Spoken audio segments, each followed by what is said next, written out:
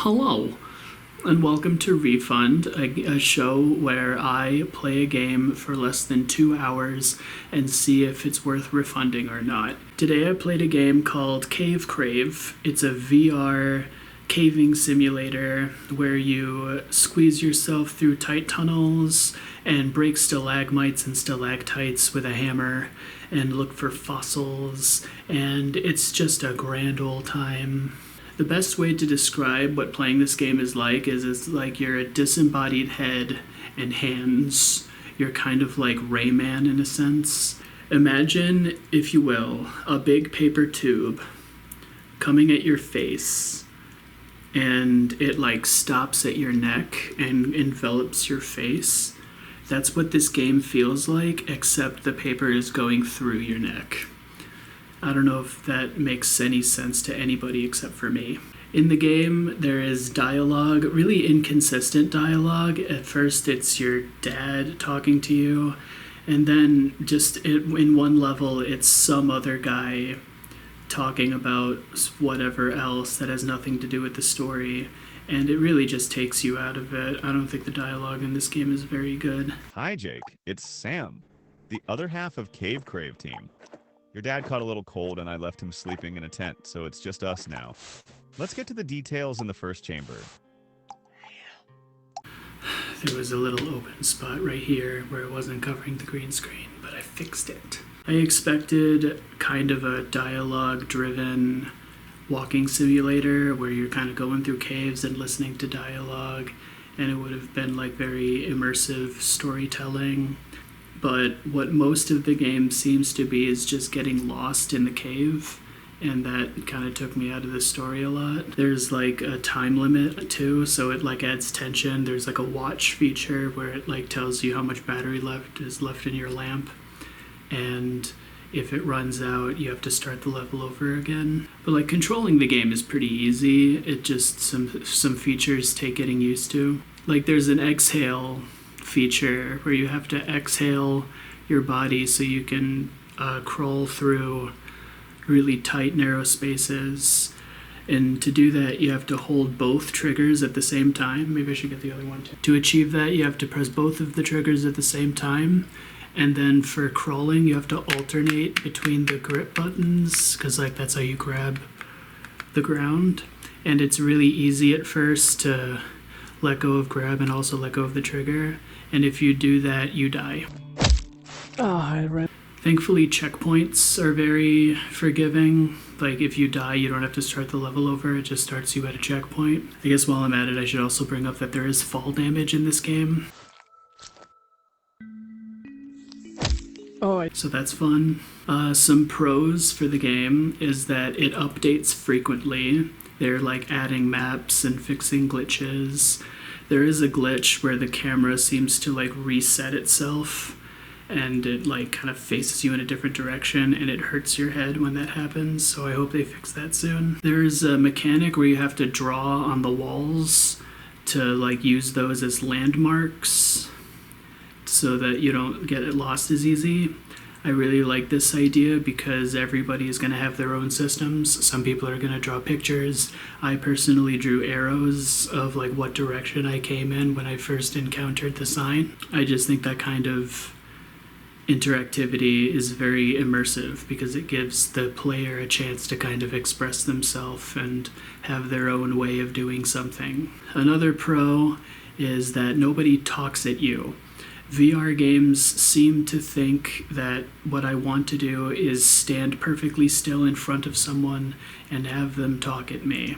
It's not fun. It slows the game down, and it makes me focus more on the fact that I have a big heavy thing on my head. Thankfully, there is none of that in this game.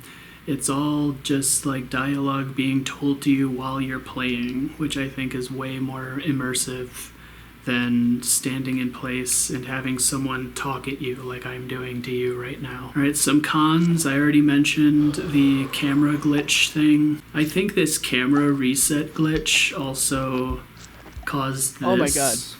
Oh my god. So that was a fun time when that happened. Another con is that just getting lost really takes me out of the game personally. It's not fun. There was a certain point where I reached my first fork in the road, and you can go right or left, and I chose to go right, and it took me on this entire like winding way of twists and turns, and I ended up going in a big circle and ending up back at that fork in the road. And I decided I was gonna go the other direction, and there was the exit right there. I was kind of pissed off when that happened.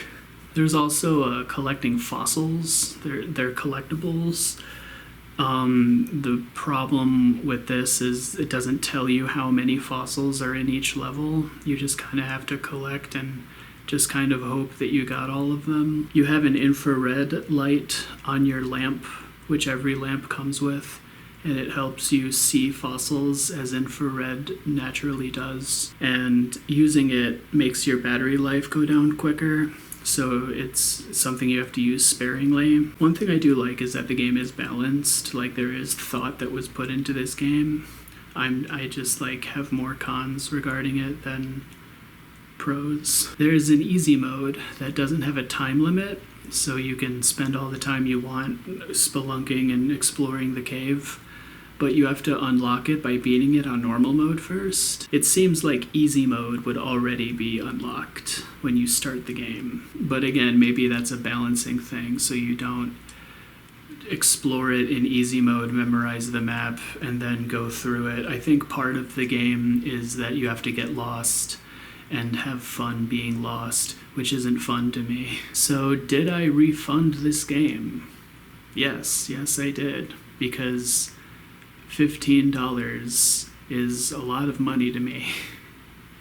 I am poor. It sucks that I can't grade the game on its own merit and say it's worth $15, because I think it is worth $15. I just don't have $15 to shell out for a game right now, and I really just wanted to make a video. I kind of cheated. I went into this knowing I was going to want to refund it anyway, so I'm just making all these excuses like, ooh, the game sucks. So this is kind of a bad review, because I'm not grading the game on its own merits. I'm just grading it on the fact that I don't have $15 to shell. Maybe if the game was on sale for like $5, I would have kept it. I would have finished it even. But when I play games now, I'm just thinking like, I paid money for this, and really takes me out of it. Maybe I shouldn't be a reviewer. I think this is the last episode of Refund to ever be made, because I've had a sudden change of heart. My review ethics have come into play, and I will never make a Refund episode ever again.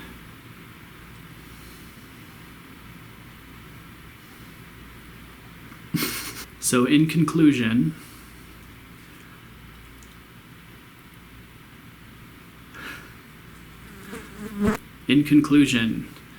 game costs too much money, and that kept me from enjoying it, because all I was thinking was dollars, and not thinking about the game itself, which the game itself is fine. I think it is worth $15. I just don't have $15. So I refunded the game, but not because the game was terrible. I'm talking in circles right now. All right. Thank you for watching. I'll try to grade games more on their merits rather than whether or not I can afford them in the future. This is a really bad video. It's all over the place.